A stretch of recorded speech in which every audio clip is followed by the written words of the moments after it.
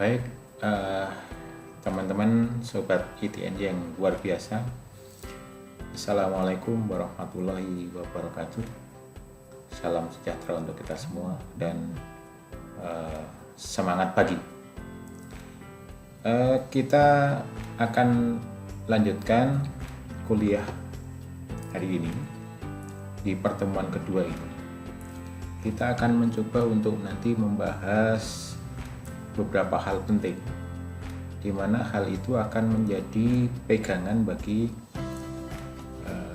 teman-teman semua, di mana akan terasa ketika nanti Anda menjadi penyelenggara negara atau orang-orang yang sudah sukses dan kemudian berpikir mengenai negara.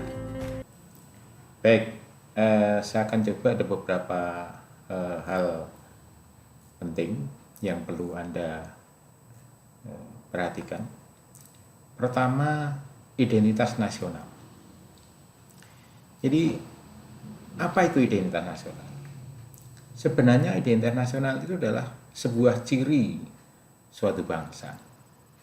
Jadi sebagai contoh, misalnya kalau kita melihat ada hewan gitu, misalnya kanguru. Nah, orang pasti akan kemudian langsung mengidentifikasi kanguru itu dengan sebuah negara yang kita sebut dengan Australia. Nah, seperti itu. Tapi di lain itu kan yang alamiah. Tapi sebenarnya yang paling menentukan sebenarnya adalah manifestasi nilai-nilai budaya yang berkembang di suatu bangsa itu. Maka kebudayaan yang berkembang itu akan membuat sebuah ciri dari sebuah bangsa itu. Nah, itu yang akan membedakan nanti antara negara yang satu dengan yang lain. Jadi pasti berbeda. Baik. Dan yang kedua nanti kita akan bahas paham nasionalisme atau paham kebangsaan. Jadi ini sesuatu kejiwaan. Jadi situasi kejiwaan bagi seseorang yang itu susah sekali untuk dihilangkan. Ini akan melekat terus-menerus. Jadi ini yang kemudian kalau dikembangkan, ini rasa nasionalisme itu akan luar biasa di sana. Jadi sebagai contoh gitu, misalnya orang yang lahir di Surabaya gitu misalnya. Ini bukan farbannya. Ini berbeda ketika misalnya lahir di Surabaya, kemudian sejak kecil dia selalu menjagoi Persebaya, ikut di bonek mania gitu. Kemudian dia pindah ke Jogja gitu. Walaupun dia kemudian tinggal di Jogja, punya KTP Jogja, istri anak di Jogja, kemudian bertahun-tahun ketika kemudian dia anak-anaknya sudah menjagai PSS gitu misalnya, PSS Sleman, maka ketika dia melihat bahwa ada pertandingan antara Persebaya dan PSS, di hatinya tetap bonek kan itu, di hatinya tetap Persebaya. Ini susah sekali untuk dihilangkan. Maka kalau ini dibawa ke sebuah negara, maka seseorang yang lahir di Indonesia ini kalau diketuk atau digali rasa atau situasi kejiwaan ini luar biasa, menjadi sebuah senjata yang luar biasa. Jadi seorang pemimpin kalau bisa mempersatukan atau membuat situasi kejiwaan rakyatnya ini muncul, ini luar biasa untuk mengelola negara, sebuah negara. Baik, kemudian ada lagi revitalisasi Pancasila yang perlu diperhatikan lagi. Jadi apa itu revitalisasi Pancasila? Fungsinya untuk apa? Pancasila yang sudah kita rasakan bisa menyatukan bangsa ini, kalau ini kemudian kita berdayakan kembali, kita tempatkan kedudukan, fungsi dan peranan dari Pancasila itu sebagai dasar negara, sebagai pandangan hidup, sebagai ideologi dan sumber nilai bangsa ini, maka kemungkinan besar NKRI ini tetap utuh. Nah, kira-kira begitu. Jadi kita bisa melihat bahwa perbedaan-perbedaan bangsa ini dari setiap suku, setiap daerah kelihatannya nyata.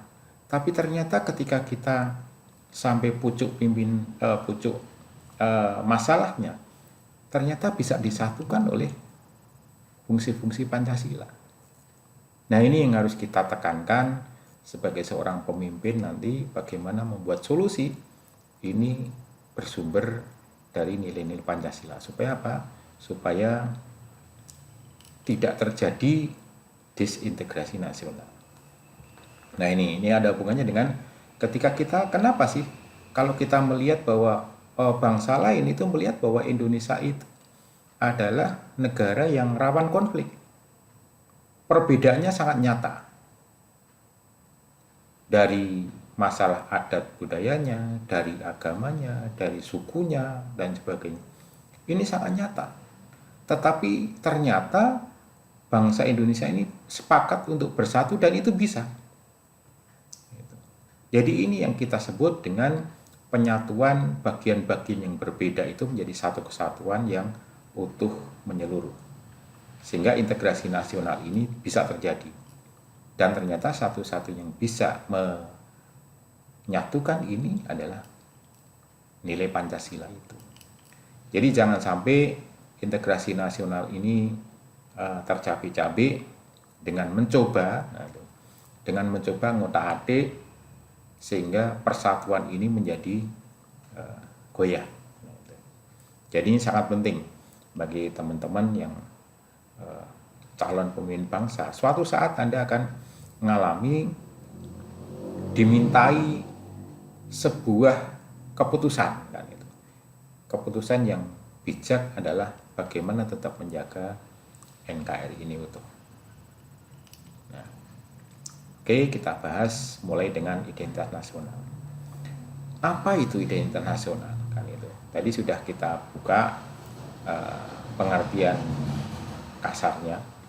Tapi kalau kita masukkan ke Indonesia, kita dalam konteks Indonesia, maka manifestasi nilai-nilai budaya yang tumbuh dan berkembang di Indonesia ini ternyata luar biasa. Terdiri dari ratusan suku, terdiri dari banyak bahasa, banyak perbedaan dalam perilaku. Tetapi inilah yang menjadikan Indonesia berbeda justru. Jadi perbedaan-perbedaan itu ternyata bisa disatukan di dalam sebuah kerangka yang kita punya, yaitu Bhinneka Tunggal Ika. Jadi itu merupakan ciri Indonesia. Bisa jadi di negara lain atau bangsa lain tidak punya sesuatu yang mencirikan seperti Indonesia.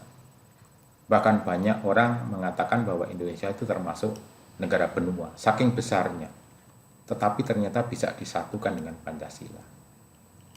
Nah, maka kalau kita melihat ternyata hakikat identitas kita itu adalah penyatunya adalah Pancasila. Sehingga hakikat fundamentalnya sebenarnya adalah Pancasila itu sendiri. Karena dari Sabang sampai Merauke ini merasa bahwa Pancasila itu menjadi milik kita. Nah, ini yang menjadikan identitas yang fundamental. Nah, kalau kita melihat apa sih pembentuk identitas nasional, unsur-unsurnya apa? Salah satunya adalah suku bangsa. Nah, biasanya suku bangsa ini menjadikan ciri khas suatu bangsa. Begitu. Tapi bagaimana kalau kita melihat Indonesia? Suku bangsanya macam-macam kan gitu. Tapi sekali lagi, inilah Indonesia. Jadi unsur pembentuk bangsa ini dari suku bangsa ternyata luar biasa banyak. Sehingga kalau kita melihat satu suku tidak bisa mewakili Indonesia. Justru banyaknya suku inilah yang disebut atau kita bisa melihat Indonesia itu. Jadi Aceh tidak bisa mewakili Indonesia, Yogyakarta tidak bisa mewakili Indonesia, Papua tidak bisa mewakili Indonesia secara mandiri-mandiri. Tapi kalau berkelompok, berkumpul, inilah Indonesia, suku bangsa. Kalau kita melihat negara-negara kecil di luar sana, suku bangsa ini biasanya satu, kan itu. Jadi sangat gampang untuk membedakan. Kemudian juga agama. Agama ini sering menjadi identitas suatu negara. Jadi kalau kita melihat bahwa Islam, langsung arah kita ke Arab kan gitu kira-kira. Nah, tapi bagaimana dengan Indonesia? Agamanya, semua unsur agama aja ada di Indonesia. Inilah luar biasanya Indonesia. Jadi hampir semua agama dunia ini dianut oleh ada di Indonesia. Bahkan yang bukan agama, aliran kepercayaan pun diperbolehkan di Indonesia. Justru inilah menjadi unsur pembentuk identitas Indonesia. Kemudian kebudayaan, sekali lagi bahwa kebudayaan kita nggak ada kebudayaan satu model kebudayaan yang menjadi budaya semuanya. Jadi ini kumpulan dari banyak budaya sebenarnya. Dari Sabang sampai Merauke, perilaku berbeda-beda, dan sekali lagi kebiasaan yang bertahun-tahun dilakukan secara massal itu baru menjadi kebudayaan. Tapi kan satu titik dengan titik yang lain di Indonesia ini berbeda-beda. Sekali lagi keanekaragaman budaya ini salah satu ciri Indonesia yang membedakan Indonesia dengan negara yang lain. Kemudian bahasa ini juga sering menjadi pembentuk identitas sebuah negara. Jadi kalau bahasa Spanyol itu merupakan identitas negara Spanyol. Bahasa Inggris identitas Inggris kan itu. Bahasa Jepang identitas Jepang. Indonesia kita juga punya bahasa yaitu bahasa Indonesia. Di samping di dalam titik-titik di Indonesia itu terdapat banyak bahasa daerah. Tapi sekali lagi bahasa ini merupakan unsur pembentuk identitas nasional. Oke. Jadi kalau kita rangkum sebenarnya begini. Jadi identitas nasional itu dibagi menjadi 3. Pertama adalah identitas fundamental, yaitu sesuatu yang mendasar menjadi identitas negara, yaitu Pancasila. Jadi kalau Pancasila itu sudah menyangkup semua unsur yang ada di Indonesia, baik itu berlaku sebagai falsafah bangsa, sebagai dasar negara maupun sebagai ideologi negara. Dan yang kedua, identitas instrumental negara. Ini misalnya Undang-Undang Dasar itu kan adanya ketika diadakan setelah negara ada. Kemudian perundang-undangan, kemudian bahasa Indonesia ditetapkan kan itu. Dan lambang negara kita Garuda dan bendera merah putih, ada lagu kebangsaan dan sebagainya, itu adalah instrumental. Tapi yang fundamental adalah Pancasila, dan itu sebelum Indonesia merdeka nilai Pancasila itu sudah ada. Kemudian identitas alamiah yang tidak bisa dibentuk kan itu. Kalau lagu kebangsaan kan bisa dibentuk, bendera bisa dibentuk, tapi identitas alamiah ini susah karena ini alamiah. Jadi bentuk negara yang kepulauan dan budaya ini butuh ratusan bahkan ribuan tahun dibentuknya. Jadi ada identitas yang secara alamiah itu ada, dan itu susah untuk dirubah. Paling susah dirubah ya identitas alamiah ini. Mau tidak mau kita mempunyai suatu wilayah yang kepulauan, terdiri dari saat ini ada 17.504 pulau kan. Mau tidak mau begitu, ini adalah alamiah. Jadi bagian-bagian identitas nasional itu dibagi menjadi 3: identitas fundamental, identitas instrumental, dan identitas alamiah. Kemudian kalau kita berbicara mengenai revitalisasi Pancasila, ini untuk apa kan itu? Sebenarnya revitalisasi Pancasila itu juga bagian dari pemberdayaan identitas nasional. Karena apa? karena Pancasila, nilai-nilai Pancasila yang kemudian diterjemahkan di dalam Undang-Undang Dasar, diterjemahkan dalam undang-undang, kemudian dijalankan dalam perilaku semua rakyat, itu merupakan identitas ciri khas kita. Jadi aturan main di dalam negara ini diatur oleh sumbernya adalah Pancasila. Jadi orang melanggar hukum, oh berarti tidak berpancasila kan gitu. Jadi kalau orang digiring atau diarahkan sesuai dengan Pancasila, berarti disitulah sebenarnya adalah nilai-nilai kita itu dijalankan. Artinya identitas nasional kita sebagai identitas fundamental itu dijalankan.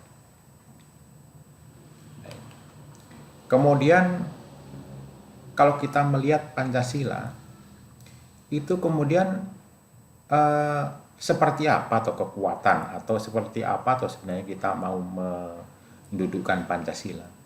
Nah, perlu kita lihat dulu bahwa Pancasila itu kita lihat dari beberapa dimensi.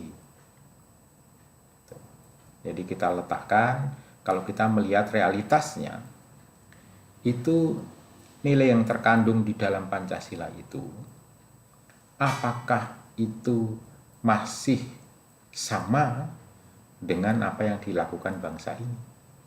Artinya bangsa ini menjalankan perilaku sehari-hari dan juga menentukan kebijakan bangsa ini, apakah realitasnya masih menggunakan Pancasila atau tidak? Jadi dasain dan dasalotnya itu sama atau tidak? Hal yang seharusnya itu dengan hal yang senyatanya sama atau tidak? Ketika nilai-nilai Pancasila itu masih sama dengan kenyataan di lapangan, maka artinya Pancasila ini masih kuat. Jadi dari dimensi realitas. Jadi jangan sekali-kali kemudian ingin merubahnya ketika pada kenyataannya Pancasila masih dijalankan oleh bangsa, bahkan didukung oleh seluruh rakyat. Dan yang kedua, perlu Anda melihat tingkat idealitas suatu ideologi. Jadi sesuatu yang sudah ideal itu susah sekali untuk diganti kan gitu. Berbeda ketika kita mempunyai sesuatu yang belum ideal, masih ada sesuatu yang ingin dicapai yang lebih bagus gitu. Jadi kalau kita melihat nilai-nilai di dalam Pancasila, ini ada sesuatu nilai yang ideal. Nanti kita bahas lagi bahwa nilai-nilai Pancasila itu adalah bisa dipakai oleh seluruh dunia. Ini kan sesuatu yang ideal. Nanti kita bahas di pertemuan-pertemuan berikutnya. Di mana idealnya sebuah ideologi. Karena di samping atau di luar Pancasila kan ada ideologi liberal, komunis, agama. Bagaimana Pancasila nanti kalau dihadapkan dengan ketiga ideologi itu. Nanti kita akan bahas berikutnya. Kemudian yang ketiga, fleksibilitas. Sesuatu yang fleksibel itu mudah menyesuaikan diri kan gitu. Sehingga kalau sebuah ideologi itu mampu atau sangat fleksibel, itu akan bisa bertahan dimanapun, kapanpun. Jadi daya tahannya akan semakin kuat. Berbeda ketika sebuah ideologi itu tidak fleksibel. Jadi kalau ada perubahan zaman maka akan patah. Tapi kalau sebuah nilai itu fleksibel, itu akan bisa dijalankan di situasi apapun.